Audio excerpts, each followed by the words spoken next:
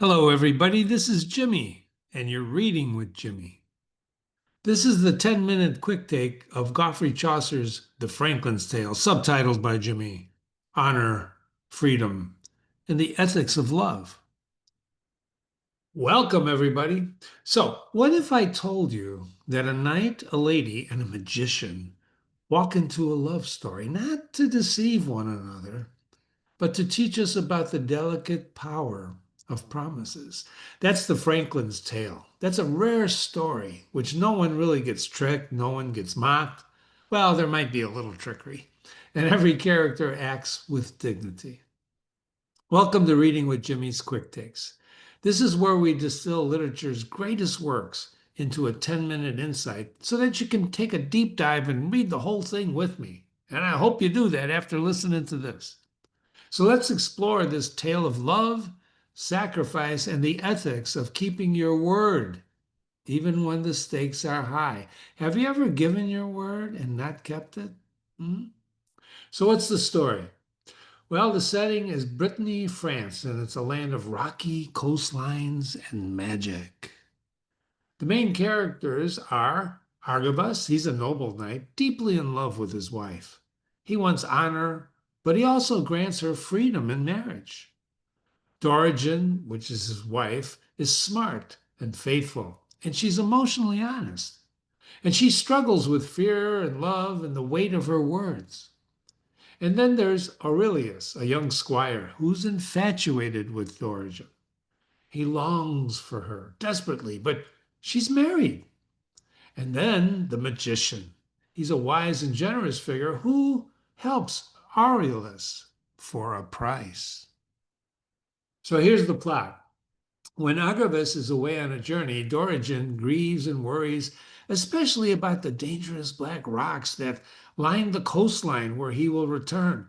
What if his ship crashes? So she worries about him a lot. Aurelius confesses his love, but Dorigen refuses. I'm married. Get away from me. And finally, to get rid of him, she jokingly says, "You know what? Okay, I'll return your love if you can remove all the rocks from the sea." Huh.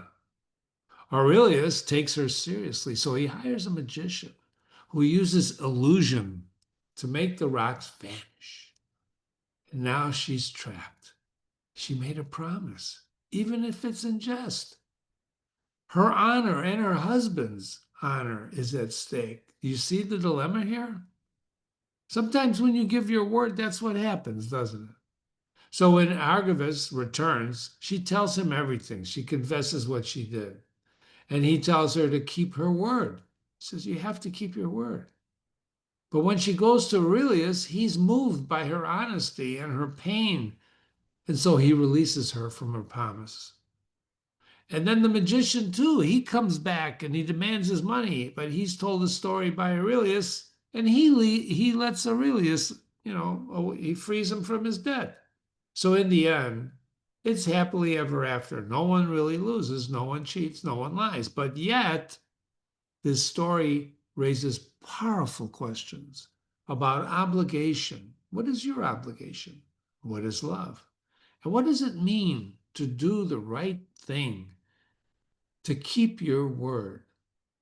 So what's the big deal? Well, this is a medieval story, right? The anonymous narrator gives the floor to the Franklin, a country gentleman who values courtesy and honor, even if he's not of noble birth. That's what a Franklin is. And when you read the Franklin's Tale, we'll talk about that.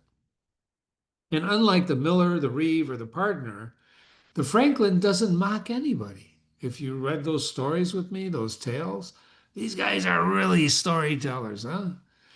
The Franklin's Tale is idealistic. It's not naive. It's a short romantic narrative, often involving knights and magic and moral dilemmas, but instead of magic solving the problems, character does. It's right. It's Agravus's character that says, "No, no, no, wife, you must keep your word and go with the squire." And he lets her off because he feels that's crazy, right? It's You got to read the story with me. It's not a story of trickery. It's a story of, integrity. Do you have integrity? Here's some of the themes: love and freedom. Arveragus and Dorigen believe in a love that is free and not controlling. The tale explores how true love respects autonomy, the rubber band effect, if you listen to Jimmy and read with him. The power of promises, a central tension. Does a joking promise? I was only kidding when I said if you can make the rocks disappear, I'd sleep with you. See? You see? Be careful what you say. What do we owe each other when words are taken seriously? You said that. Honor and sacrifice. Each character gives something up: power, pride, even money. The squire goes broke paying the magician. I mean, he would have to work for years to pay off the magician because of the illusion. And we see that honor isn't about winning, it's about making the right choice. I mean, don't forget, Arveragus is a knight. He could have just, slaughtered the squire, right? But he didn't. He told his wife, keep your word. You gave your word. Emotional honesty. Dorigen's feelings are never mocked. She has anxiety, fear, and her integrity are treated with great respect by the Franklin, who's telling the tale, and we're hearing it through the anonymous narrator's voice. Ethical complexity, right and wrong, right? There's no villain here, or is there? Well, who is the villain in this story? The tale doesn't offer easy answers, only difficult choices made with compassion. Ladies and gentlemen, that's really what we're talking about, compassion. So why does this matter today? Why does this Franklin's tale, who cares? Why should we read it? Well, we still struggle with boundaries in love. What is love? What is marriage? Those are very important themes in the Canterbury Tales. What does it mean to grant someone freedom and yet stay committed? You can do whatever you want, and I'll stay committed to you. Whatever I want, whatever you want. Arveragus and Dorigen model a kind of partnership that's very, very rare even today. It's called trust. Language still matters. Yes, it does. A promise, even when you're joking, can carry real consequences. We're invited to think about how seriously we take each other's words. Grace is underrated. Aurelius could have forced Dorigen to follow through. He could have, she came to him after her husband said, "You got to do it."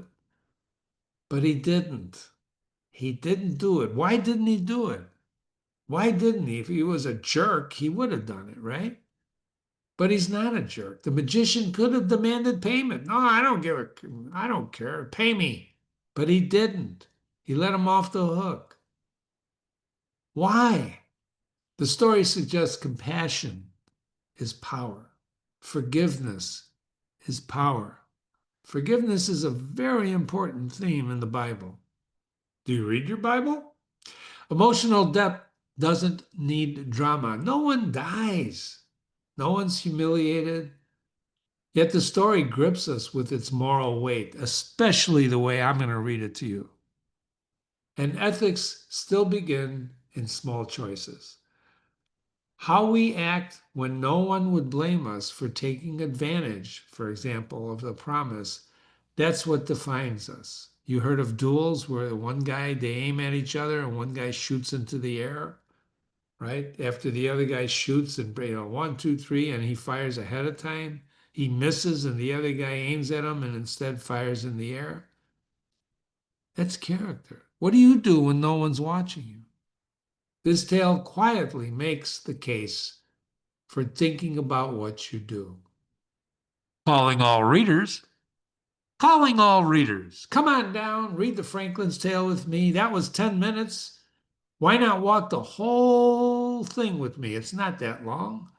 I'm going to talk to you about the Franklin's Tale right on this website, readingwithjimmy.com, where you're reading and listening to this 10-minute quick take. Or you can go to watch it on my YouTube channel. It's your choice. There's plenty of tales to choose from when you finish with the Franklin's Tale. So I want you to think about this before you go. What do you owe someone when your words are taken more seriously than you meant them. Well, Jimmy, I only say what I mean. No, you don't. You joke around sometimes, right?